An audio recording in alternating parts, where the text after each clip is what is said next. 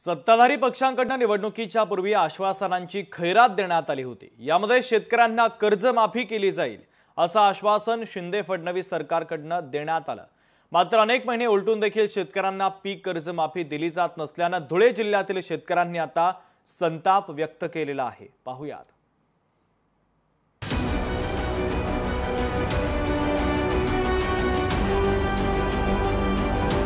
कर्जमाफीकडे शेतकऱ्यांचे डोळे, कर्ज वसुलीसाठी बँकांचा तगादा, सरकारला शेतकऱ्यांची कीव कधी येणार? राज्य सरकारने निवडणुकांपूर्वी महिला आणि शेतकऱ्यांना केंद्रस्थानी ठेवत विविध योजना आणल्या। यामध्ये बळीराजासाठी कर्जमाफीची घोषणा देखील करण्यात आली।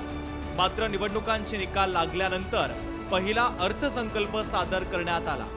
यामध्ये शेतकऱ्यांच्या पीक कर्ज माफी संदर्भात कोणतीही घोषणा सरकारने केली नाहीये।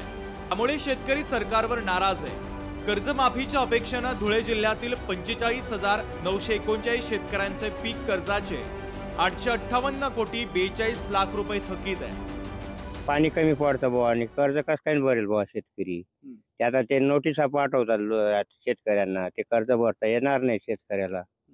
तरी सरकारने आमच्याकडे बी लक्ष द्यायला पाहिजे बुवा, काहीतरी कर्जमाफी करायला पाहिजे। ती मागच्या वर्षी 10,000 रुपये क्विंटल कपाशी गेली, या वर्षी 6,000 रुपये कपाशी जात आहे। तर उत्पन्न पण घटलं, पाऊस जास्ती झाला, उत्पन्न घटलं, सर्वच घटलं।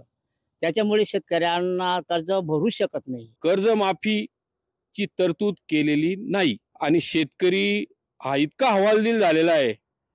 80% ठिबक सिंचनला अनुदान देतात, परंतु गेल्या एक वर्षापासून शेतकऱ्यांच्या खात्यावर 80%चं अनुदान हे आज तागायत पडलेलं नाही।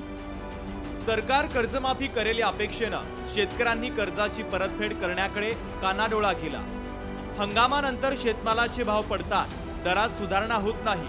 अनेक संकटांमुळे शेतकरी नेहमीच आर्थिक अडचणीमध्ये सापडलेला असतो। मात्र सरकार शेतकऱ्यांकडे केवळ चुनावी जुमला म्हणून बघतो की काय, असा प्रश्न आता धुळे जिल्ह्यातील शेतकरी उपस्थित करतात। शेतात राबणारी मजुरांची भाव वाढलेले आहेत, उत्पन्न जे येतं त्याच्यापेक्षा भांडवल जास्त लागतं, तर शेतकरी पीक कर्ज भरू शकत नाही।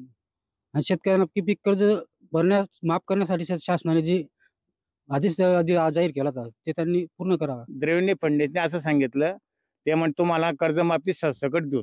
यांच्या इलेक्शनच्या टायमाला दाखवतात काय आणि बोलतात काय, शेतकऱ्याला फसवणूक करतात। जे शेतकरी कर्ज भरतात ते पण भरत नाही, यांच्या आश्वासनामुळे ते डोंगर शेतकऱ्यावर बसतात। दरम्यान खरीप आणि रब्बी हंगामादरम्यान शेतकऱ्यांनी पीक कर्जाची उचल घेऊन शेतीची कामं पूर्ण केली। पीक निघाल्यानंतर पीक कर्जाची परतफेड शेतकऱ्यांकडून केली जाते। मात्र पिकाला मिळणारा तुटपुंजा भाव, शासनाचे कृषी विषयक अनिश्चित धोरण आणि शासनाच्या आश्वासनांचा फटका बँकांना बसतोय।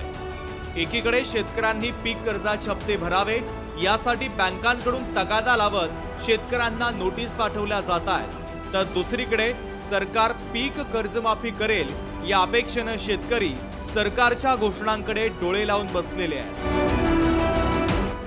धुळे जिल्ह्यातील शेतकरी देखील अजूनही काही कर्जमाफीच्या प्रतीक्षेत आहे। शासन कर्जमाफी करेल, निवडणुकीच्या पूर्वी आश्वासनं केली गेली होती। शासनाला आता या शेतकऱ्याचा साकडा आहे की दिलेली आश्वासन पूर्ती केली गेली पाहिजे।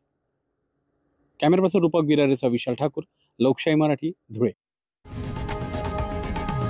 लोकशाही मराठी, ऐका, पहा, जागरूक रहा।